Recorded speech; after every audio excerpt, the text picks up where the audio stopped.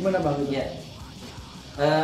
Memang sekarang memang sedang ada kolaborasi ya. Justru kita kagetnya tuh dulu ada, bukan dulu ya, sekarang mungkin masih ya. Itu namanya grup punk dari Bandung. Itu kalau nggak salah beliau tuh thrash punk, jadi musiknya keras. Tapi mereka tampilannya memang ngepunk semua kan, standar punk, ada jaket kulit gitu, gini kan segala macam. All the body is tattoo gitu kan, semua badannya tattoo gitu kan. Gaspolting, humanis, inspiratif, bermanfaat. Assalamualaikum warahmatullahi wabarakatuh. Jumpa lagi di Gaspolting, channel yang selalu berkolaborasi, humanis, inspiratif, dan bermanfaat.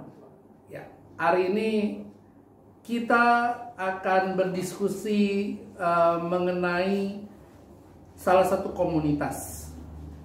Banyak orang mengenal komunitas ini pada sisi luarnya saja, pada sisi covernya, dari sisi penampilannya. Siapa yang akan bahas? Yang bahas tidak lain adalah Bang Rijal, ya, DPD Partai Gelora Indonesia, wilayahnya daerahnya Jakarta Selatan. Yep. Oke, kabar Bang? Sehat? Yep. Alhamdulillah. Selamat datang ya di Gaspol. Asik. Gokil tempatnya. Ya, menikmati sensasinya ya. Wah, luar biasa. Top. Bagus juga nih testimoninya. Ya, gimana nih Bang? Kita kan ada catatan-catatan lah, bukan catatan buruk sih, tapi Abang cukup akrab dengan teman-teman kita di komunitas Bang, yang kita kenal tadi, komunitas yang selama ini orang hanya melihat dari sisi covernya saja. Ya. Oke, bisa ceritain Bang? Ceritain di awal atau dari awal? Nggak awal banget kali ya? Nggak awal banget lah, nggak usah pakai zaman dahulu kala, nggak usah. Yeah. Intinya gini, kalau kita berinteraksi sama mereka ketika pertama kali kita memang jujur, lu pasti nggak nyaman bos dengan mereka, karena dengan gaya seadanya mereka, istilahnya the realnya mereka ya begitu. Kadang ya namanya mereka di lapangan, di jalan kan, apalagi kalau kita lagi gigs gitu kan, kalau lagi ada acara-acara gitu kan, kita mosing panggung gitu kan, diving dari ini kan gitu, wah dengan gaya pogonya gitu kan, kita ya di situ kalau kita nggak menikmati itu susah, nggak bisa masuk ke mereka teman-teman itu. Jadi memang komunitas ini memang luar biasa ya gitu. Kalau saya di Jakarta Selatan itu ada beberapa komunitas yang saya kenal, yang seniornya juga cukup di awal-awal dulu barengan lah, itu kayak ada Eko KR ya, ada Eric Dance, terus ada yang kaos lagi saya pakai ini Israel Cancer, ada Aca. Kalau itu ada, kita dulu punya komunitas itu namanya so primitif, ada Short Sex, belakangan ada lagi anak Ciputat lah, sosial, ada Miracle di Meruya gitu kan. Itu berbagi komunitas saja pada teman-teman itu. Ya kita sering dulu lah mungkin lagi itu bikin acara, saya kan komunitas saya dulu Underzone namanya itu, saya bikin acara gigs gitu, nah undang mereka tuh band-band yang itu tadi ada, dulu ada Eric Dance, ada apa di Idiots gitu. Oh, di Idiots. Nggak dengar tuh kalau di Idiots. Ya, di Idiots tuh bisa dibilang salah satu legend. Legend ya. Punk keras, mereka thrash punk terakhir kan, bawanya keras tuh kan. Betul. Lagunya Punk Dead, Undead gitu. Itu kayaknya terinspirasi sama Exploited itu. Iya. Punk's Not Dead kayaknya. Tapi di Idiot tuh memang ini benar legend banget ya. Iya legend, karena beberapa dari penonton mereka saya lihat ada Eric Dia, terus ada Ari vokalisnya, terus ada basisnya si Eko KR. Itu mereka bikin kayak binaan-binaan gitu teman-teman. Jadi mereka ada pembina juga bos. Ada binaan. Iya benar. Jadi rata-rata mereka yang udah sukses, yang udah istilahnya band yang gitu, mereka misalkan kayak di sini. Mentoring lah ya, mentoring gitu kan. Dan mereka tuh berusaha membina teman-temannya yang mau ini. Jadi lu nggak akan terikat dalam sebuah satu kontrak, lu harus manggung main ini aja gitu ya. Gitu. Kecuali kalau memang lu diundang. Jadi seru. Misalkan nih kayak contoh kayak teman-teman kita tuh ada apa misalkan grup bandnya si A gini kan gitu. Terus tiba-tiba si A lagi manggung gitu. Terus bentar dia lagi gantian dia main gitarisnya, padahal tadinya dia vokalis gitu. Itu hal biasa bagi kita bos kalau lagi acara-acara gitu. Keren. Seru gitu. Kolaborasi namanya. Kolaborasi, nah itu kolaborasi banget. Kolaborasi gitu. banget gitu. Iya. Gitu. Keren ya. Iya gitu bang. Jadi memang komunitas yang unik ya. sangat unik. Sangat unik Bahkan ya.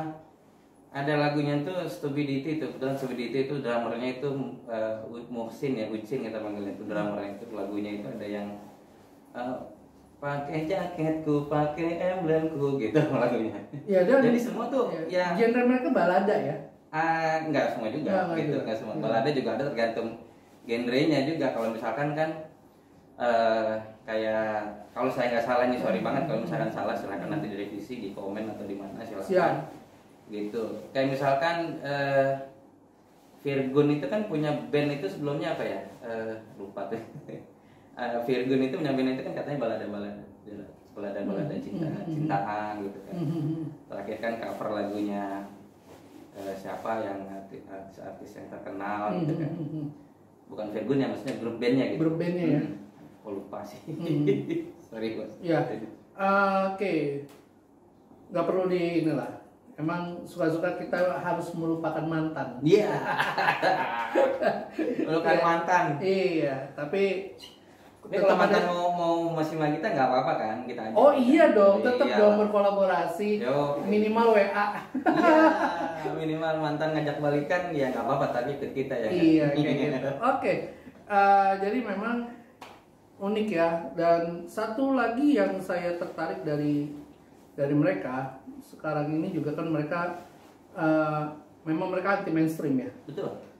Mereka sekarang lebih banyak kayak pengembangan kayak bahkan ke tradisi sekarang. Iya. Ada salah satu komunitas yang cukup terbesar kan, betul. di Indonesia, bahkan kononnya itu di Asia kalau catatan saya, karena beberapa minggu yang lalu juga teman saya baru bahas. Gimana Bang itu? Iya. Memang sekarang memang sedang ada kolaborasi ya. Justru kita kagetnya tuh dulu ada bukan dulu ya, sekarang mungkin masih ya, itu namanya grup punk dari Bandung. Itu kalau nggak salah beliau tuh thrash punk gitu. Jadi musiknya keras, tapi mereka tampilannya memang nge-punk semua kan, standar punk, ada jaket kulit gitu, gini kan segala macam. All the body is tattoo gitu kan, semua badannya tattoo gitu kan.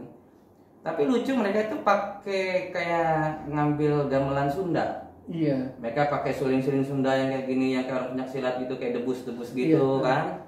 Ditambah lagi juga ada juga yang sekarang bukan punk tapi metal juga, itu ada Karinding Attack. Itu namanya dikarya oleh Manjasat. Beliau budayawan tapi juga asli musik metal, udah melanglang dunia itu, udah sampai ke dunia, udah keren gitu menurut saya.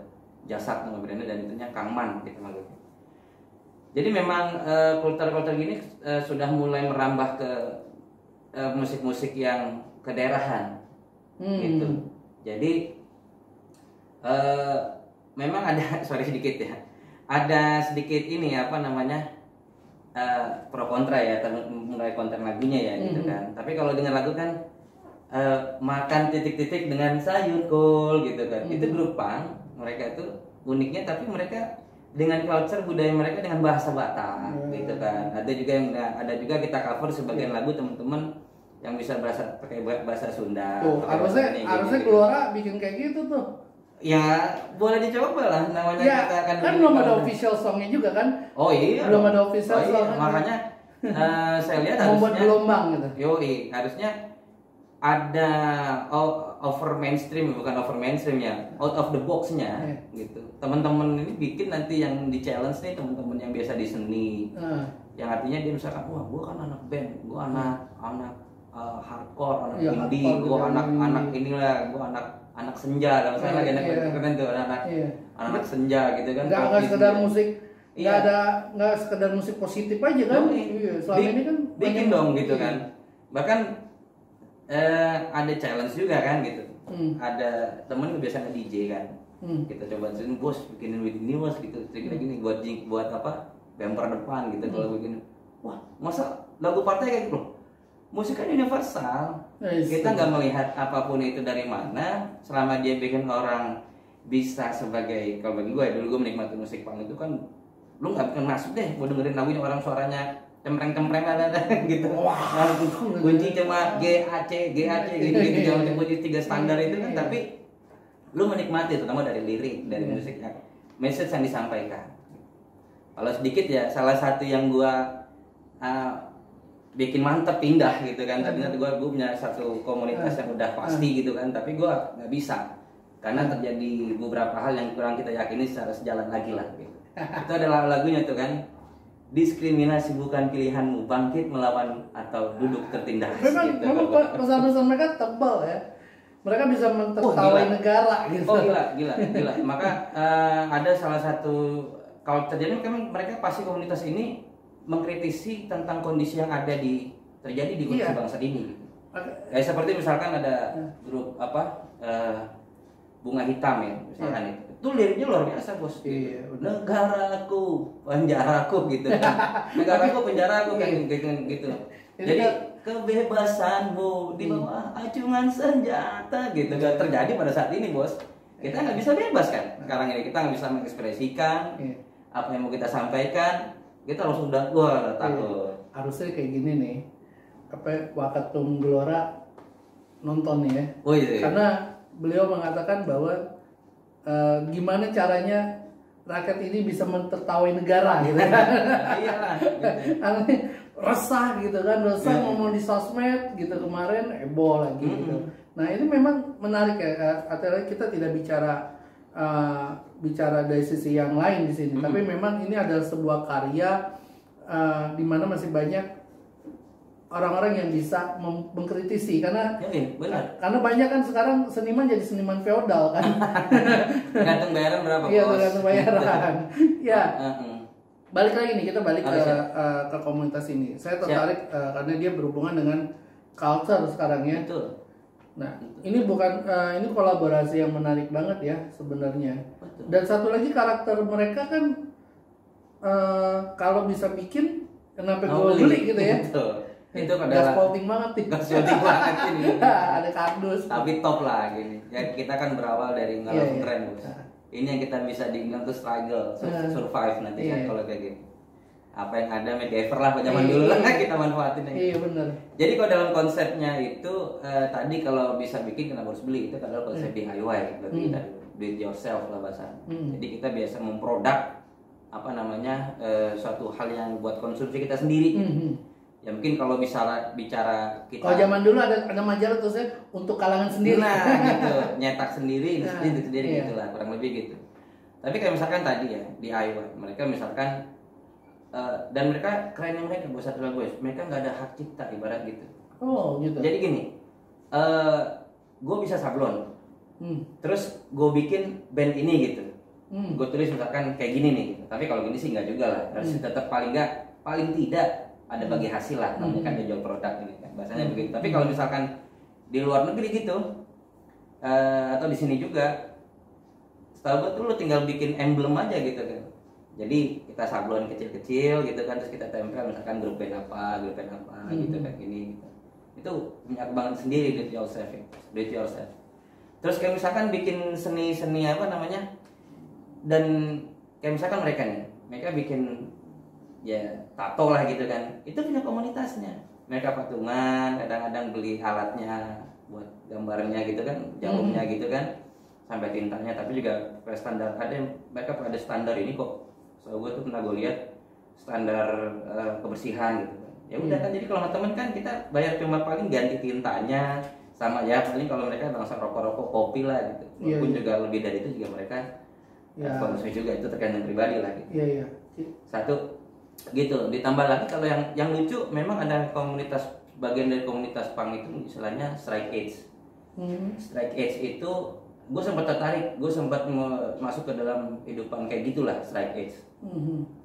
Itu yang bawa ide wacananya itu kalau nggak salah itu Minor Threat ya, sama Seven Second, nama grup bandnya di luar negeri di Amerika. Jadi mereka tuh jenuh yang namanya istilahnya kehidupan yang bisa dibilang seniman itu nggak jauh dari seks, drug, and rock and roll gitu kan, kan kayak begitu kan, mabok gitu segala macam. Mereka tuh jenuh, gue pengen clean, gue pengen bersih. Oh gitu juga? Ada, namanya itu strike edge kita bilang, dan istilahnya PMA, positive mental attitude gitu. Jadi mereka walaupun ngeband dengan kemarahan dengan segala macam kayak begini, mereka itu sangat peduli pada dirinya sendiri gitu. Mereka no free sex, bukan no sex ya, maksudnya tetap juga mereka tetap melakukan seks cuma dengan pasangannya mereka gitu. Okay. No free sex, no alkohol, ya kan, kemudian no drugs, kemudian ya sifat-sifat yang negatif itu mereka tinggalkan gitu. Ini namanya straight edge banget. Itu bahkan sampai mereka masuk ke dalam kehidupan, kalau kita pasti tahu lah, kehidupan yang namanya vegetarian. Gitu. Karena mereka bilang meat is murder gitu. Itu ada ininya kan tuh, meat is murder gitu kan. Dan bahkan juga mereka nggak merokok sama sekali, nggak alkohol. Gitu ya? Kalau tahu ngeliat ada anak-anak yang disilang tangannya ini pakai spidol gitu, itu anak-anak straight edge. Mereka jadi menandakan kalau dirinya gue nggak minum, gue nggak merokok, gue nggak ini. Ada kodenya. Ada kodenya. Kalau dalam acara-acara ini mereka pasti disilang tangannya mereka kanan di sini. Abis itu berarti ini. Jadi karena kan gini, jadi kalau mereka kan biasanya itu kan kalau nongkrong kan di kafe-kafe, di klub-klub gitu yang menyediakan Jack Daniels, Jim Beam, kayak gitu-gitulah, minuman kelas tinggi kan, yang bikin orang mabok. Nah, mereka sebenarnya itu usianya di bawah 17. Ya kalau di sana kan nggak boleh konsumsi di bawah umur berapa sih? Iya, di bawah 17 tahun. Di bawah 17 tahun mereka nggak boleh konsumsi alkohol kan. Gitu. Nah rata-rata memang mereka yang anak-anak yang menganut straight edge ini anak itu. Mereka begitu ngeluarin mau beli minuman sesuatu, mereka ada tanda tangan X, berarti mereka nggak boleh gitu. Gitu. Panitia bilang, bos kalau yang tanda tangan ada yang X di tangan mereka, jangan kasih kalau di kita, ya gitu. Kalau di kita kasih gini ya. Oke. Satu lagi. Jadi kadang-kadang kalau mereka kehidupan yang strike sudah tingkat tinggi, itu mereka sampai menanam sendiri. Jadi mereka bikin komunitas kayak istilahnya hidroponik itu mungkin kita nggak tahu juga. Terinspirasi dari mereka juga kan, mereka nanam kentang sendiri, nanam wortel sendiri, kacang-kacangan sendiri gitu. Bayang murni itu sampai nggak makan telur sampai susu ya gitu. Itu tadi apa PMA? PMA, positive mental attitude. Ada komunitas-komunitas juga. Gue cuma baru sebatas mengenal secara ininya person-personnya, canggih juga. Memang kalau sehat-sehat bos. Nggak kayak kita nih, udah mereka atletis semua keren. Berarti gitu. Paham banget ya. Apa tuh? Paham tuh ya. Iya. Paham udah itu. Bisa nggak sih kalau kita ini kita bicara dari sisi politik praktis sekarang. Betul. Nah, kita tahu karakter mereka yang tadi seakan-akan apatis dalam kehidupan berpolitik negara. Gimana? Pernah nggak sih menyampaikan narasi arah baru? Nah, gue ini sekarang nih bicaranya bagaimana tuh mendelvari arah baru kira-kira ke mereka yang mohon maaf, gue males lah bicara. Dan bukan hanya mereka sekarang, anak-anak milenial sekarang tuh. Betul. Sorry bang, sorry om, gue aduh gitu. Politis. Iya. Politis. Ya bagi mereka komunitas begitu, mereka apolitis. Politis is sucks. Sak. Politik itu bohong lah gitu. Politik sucks, bahkan ada lagunya itu ya mungkin karena. Masa sih? Bukannya ada partai yang bersih gitu kan? Ya bersih kan klaimnya dia doang bos. Berarti gitu. Tetap politik sak bagi mereka itu menipu gitu. Menipu bagi mereka itu ketika lu sudah masuk dunia politik. Menurut Bang Rijal gimana? Menurut dia nih, ini kan kayak gini, versi diri. Nah, versi gua gini. Memang nggak bisa dipaksakan juga, tapi akhirnya minimal pendekatan gua ke mereka respect each other gitu. Jadi saling lu kalau nggak suka politik bukan lu nggak suka sama personnya, bukan lu nggak suka sama gua ya gitu kan, tapi lu nggak suka sama perilaku orang politisi itu. Kan juga bukan hanya politisi yang busuk, pejabat lah siapa lah yang busuk-busuk yang kayak gitu kan, yang artinya yang mereka melakukan hal-hal yang di luar norma, merugikan orang banyak, itu kan terjadi bukan hanya politisi, tapi memang mereka melihat di mainframe teman-teman itu inilah yang terjadi politisi, terutama sumber kekacauan, sumber terjadinya kerusakan dalam sebuah negeri, sebuah tatanan lah mereka. Jadi kalau pendekatan mereka untuk mengajak ke mereka itu, sekali lagi gue cuma bilang ya gue sekarang di politik di segala macam, makanya kan kaget lagi awal-awal gue terjun lagi, gue bilang langsung mereka kayak smash the barricade gitu. Albumnya Strike Answer mereka langsung gue ada panggilan tersendiri kan di komunitas itu kan gitu kan. Si Galer udah ada datang tuh gitu. Lalu tapi karena mereka temen akrab, dia sering ke rumah gua ke rumah dia gitu segala macam kan, akhirnya dia kaget kan, dia sambutan sih nggak minimal, tapi begitu tahu disamperin, sampai wah gila kawan yang hilang nih gitu dari berapa tahun bos kita nggak apa istilahnya nggak masuk ke situ lagi kan karena ada kesibukan tertentu kan. Begitu udah datang wah gimana gini gitu ya, mereka tahu kan, mungkin mereka juga saling follow sosial media kita gitu, mereka melihat perkembangan karena mereka termasuk orang yang sangat melek media sosial, sangat melek media sosial karena itu bagian dari kampanye mereka gitu, luar biasa. Nah untuk bagaimana menarik mereka gitu ya, gue yakin ya mereka benci dengan politik, nggak suka dengan gitu, mereka istilahnya nggak mau diatur karena intinya gitu, istilahnya ya. Tapi pendekatan person ya? Hah? Pendekatan personality. Tapi ketika mereka ibarat nggak membenci kita dulu gitu, justru malah ini challenge buat kita bos. Bagi kita yang temen yang sudah bergerak mungkin di bidang politik, nah mereka men-challenge kita.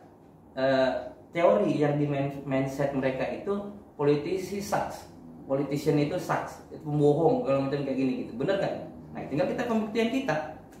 Kalau misalkan kita benar-benar memang bekerja ini segala macam gitu kan, ada pelanggaran dikit misalkan kayak macam gitu yang kita kan juga nggak tahu kan, pelanggaran itu diciptakan sama orang gitu kan, tercipta sendiri atau ada dari orang. Nah bagi gua ini challenge menjadi politisi itu, challenge buat teman-teman yang tadinya apolitis ini, jadi enggak tuh dia asik aja tuh sebagai ini gitu, akhirnya mereka nanti mau mencoba mendukung kita.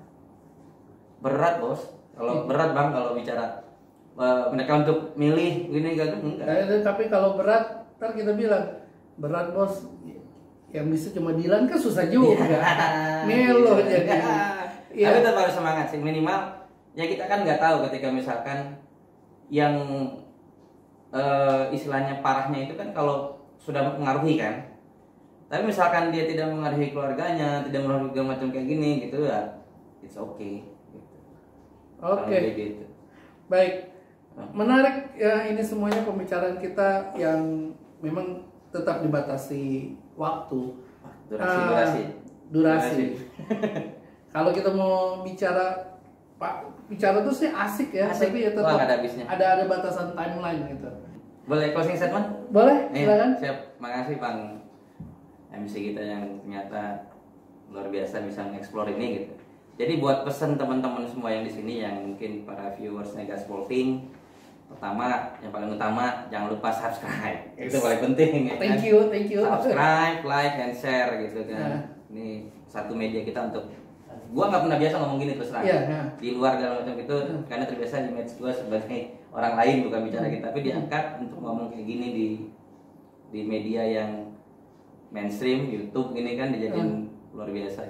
Satu itu, kedua ya tadi gue secara pribadi melihat teman-teman yang masih punya pemikiran yang berbeda dengan kita.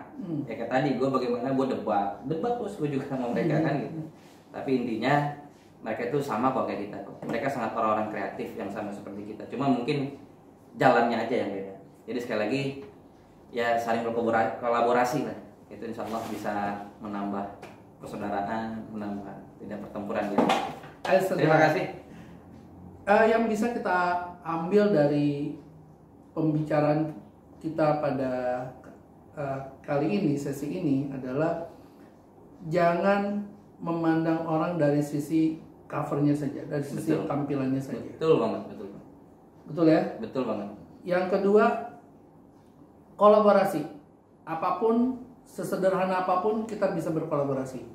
Dengan kolaborasi akan lebih banyak karya yang bisa kita hasilkan. Yang ketiga, ketika kita berkolaborasi, jangan pernah memposisikan kita pada satu sisi.